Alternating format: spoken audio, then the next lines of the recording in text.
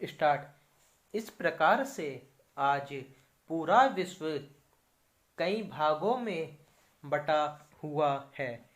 परस्पर विनाश के गर्त में पहुंचने के लिए नित्य उद्योग करते हुए दिखाई देता है। इसलिए आज विश्व की शांति की आवश्यकता बढ़ती जा रही है।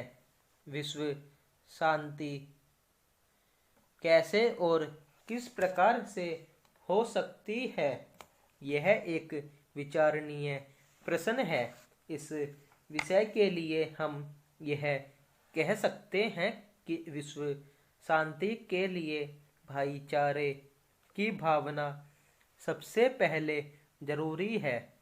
भाईचारे, मेल मिलाप की भावना और परस्पर हित चिंतन की भावना विश्व शांति की दिशा में महान कदम और सार्थक कार्य होगा। परस्पर दुख सुख की भावना और कल्याण स्थापना की भावना विश्व शांति के लिए ठोस कदम होगा। विश्व शांति के लिए अपने ही समान समझना और अपने ही समान आचरण करना एक ठोस और प्रभावशाली विचार होगा। अगर इस तरह की सद्भावना और श्रेष्ठ विचार प्राणी के मन में उत्पन्न हो जाएगा तो किसी प्रकार से विश्व में अशांति और अव्यवस्था की भावना नहीं हो सकती है। बढ़ी हुई दुर्भावनाएं समाप्त हो सकती हैं। विश्व शांति और विश्व को समान दशा में लाने के लिए हमें मानव कल्याण समारोह का आयोजन करना चाहिए।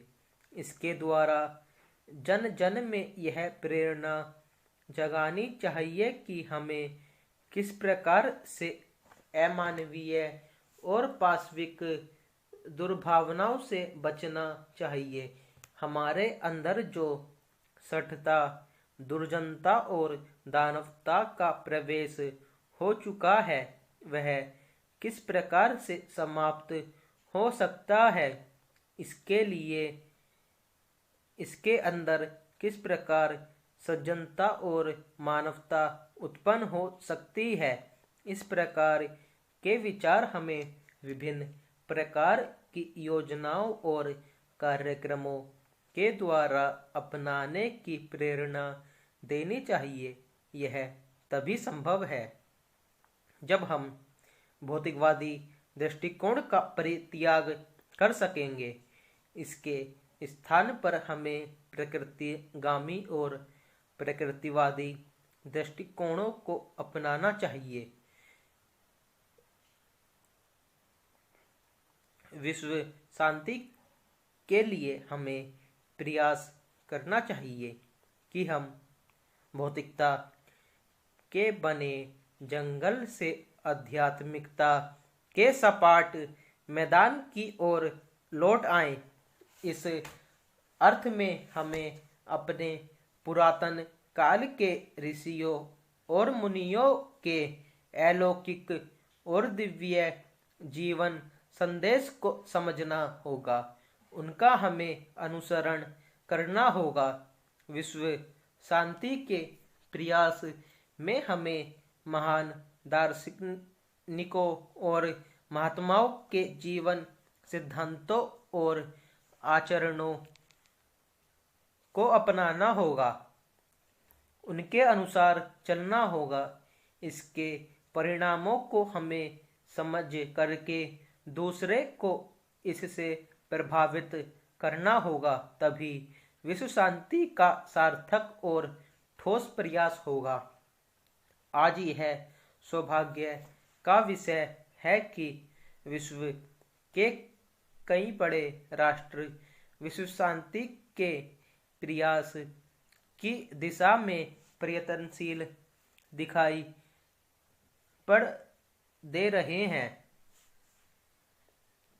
प्रथम विश्व युद्ध और द्वितीय विश्व युद्ध के भयंकर परिणामों में और इससे प्रभावित आज के जीवन स्वरूपों पर भी विचार किए जा रहे हैं। इसके लिए कई ठोस और प्रभावशाली कदम उठाए गए हैं। संयुक्त राष्ट्र संघ की स्थापना इसी दृष्टिकोण का परिणाम है। इससे पारस्परिक झगड़े और संघर्षों को हल किया जाता है। इसी तरह का कुछ और उद्योग और प्रयास विश्व स्तर पर होना चाहिए। विश्व के जो पिछड़े और दुखी राष्ट्र हैं, उनको हर प्रकार की सुविधाएं प्रदान करने के लिए हमें विश्व स्तर पर कोई संयुक्त संस्था की स्थापना अवश्य करनी चाहिए। गुटनिरपेक्ष संस्थान इस दिशा में काफी सफल रहे हैं। महिलाएं दुनिया के अधिकतर भाग में, विशेष रूप से तीसरी दुनिया के देशों में, दूसरे दर्जे की नागरिक मानी जाती है। उनकी इस स्थिति का समाजशास्त्रीय और ऐतिहासिक संदर्भों में गहन विश्लेषण किया गया है और किया जा रहा है। उनकी स्थिति बेहतर बनाने के अनेक तरीके बताए जाते हैं, लेकिन इन सब के बावजूद महिलाओं की स्थिति में कोई गुणात्मक मौलिक अंतर नहीं आया है। इस संदर्भ में समाज के उन वर्गों की बात करना निरर्थक है जहां परिवर्तन की हवा बहुत पहले चल चुकी है।